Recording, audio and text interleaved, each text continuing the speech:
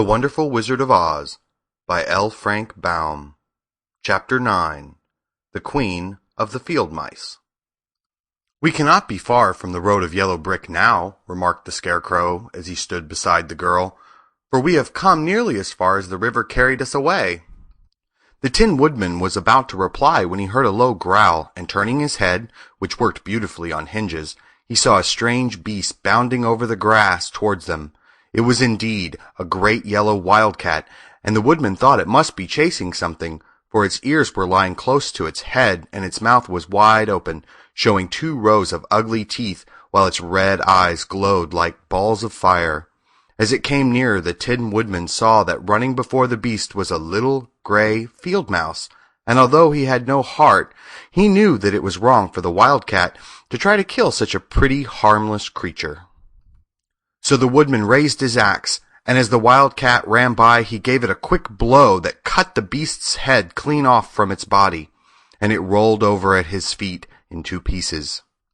The field mouse, now that it was freed from its enemy, stopped short, and coming slowly up to the Woodman, it said in a squeaky little voice, "Oh, thank you ever so much for saving my life." "Don't speak of it, I beg you," replied the Woodman. "I have no heart, you know, so I am careful to help all those who may need a friend, even if it happens to be only a mouse." "Only a mouse?" cried the little animal indignantly. "Why, I am a queen, the queen of all field mice." "Oh, indeed," said the Woodman, making a bow. "Therefore you have done a great deed, as well as a brave one, in saving my life," added the Queen. At that moment several mice were seen running up as fast as their little legs could carry them, and when they saw their queen they exclaimed, "Oh, your Majesty, we thought you would be killed. How did you manage to escape the great wildcat?" They all bowed so low to the little queen that they almost stood upon their heads. "This funny tin man," she answered, "killed the wildcat and saved my life, so hereafter you must all serve him and obey his slightest wish." "We will!" cried all the mice in a shrill chorus. And then they scampered in all directions, for Toto had awakened from his sleep, and seeing all these mice around him gave him one bark of delight and jumped right into the middle of the group. Toto had always loved to chase mice when he lived in Kansas, and he saw no harm in it. But the Tin Woodman caught the dog in his arms and held him tight, while he called to the mice, "Come back, come back! Toto shall not hurt you." At this the Queen of the Mice stuck her head out from underneath a clump of grass and asked in a timid voice, "Are you sure he will not bite us?" "I will not let him," said the Woodman, "so do not be afraid." One by one the mice came creeping back, and Toto did not bark again, although he tried to get out of the Woodman's arms, and would have bitten him had he not known very well he was made of tin. Finally, one of the biggest mice spoke. "Is there anything we can do," it asked, "to repay you for saving the life of our queen?"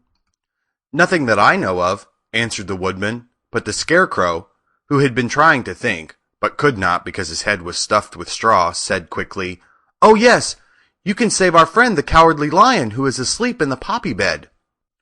"A lion?" cried the little Queen. "Why, he would eat us all up." "Oh no," declared the Scarecrow. "This lion is a coward." "Really?" asked the mouse. "He says so himself," answered the Scarecrow, "and he would never hurt anyone who is our friend. If you will help us to save him, I promise he shall treat you with all kindness." "Very well," said the Queen. "We trust you. But what shall we do?" "Are there many of these mice which call you Queen and are willing to obey you?" "Oh yes, there are thousands," she replied. "Then send for them all to come here as soon as possible, and let each one bring a long piece of string." The Queen turned to the mice that attended her and told them to go at once and get all her people. As soon as they heard her orders, they ran away in every direction as fast as possible. "Now," said the Scarecrow to the Tin Woodman, "you must go to those trees by the riverside and make a truck that will carry the lion."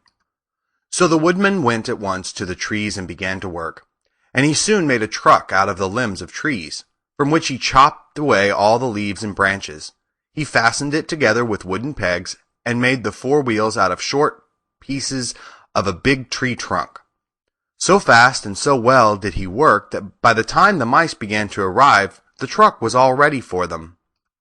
They came from all directions, and there were thousands of them, big mice and little mice and middle-sized mice, and each one brought a piece of string in his mouth.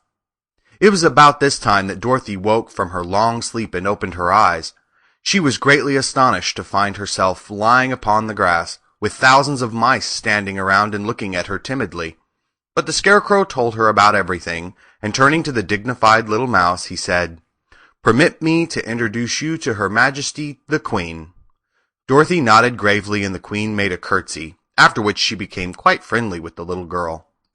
The Scarecrow and the Woodman now began to fasten the mice to the truck, using the strings they had brought.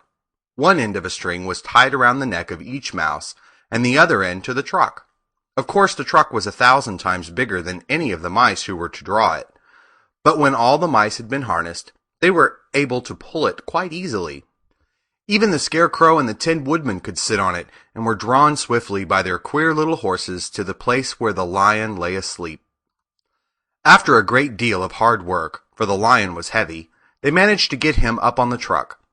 Then the Queen hurriedly gave her people the order to start, for she feared if the mice stayed among the poppies too long, they also would fall asleep. At first, the little creatures, many though they were, could hardly stir the heavily loaded truck. But the Woodman and the Scarecrow both pushed from behind, and they got along better. Soon they rolled the lion out of the poppy bed to the green fields, where they could breathe the sweet fresh air again, instead of the poisonous scent of the flowers. Dorothy came to meet them and thanked the little mice warmly for saving her companion from death. She had grown so fond of the big lion she was glad he had been rescued. Then the mice were unharnessed from the truck and scampered away through the grass to their homes. The Queen of the Mice was the last to leave.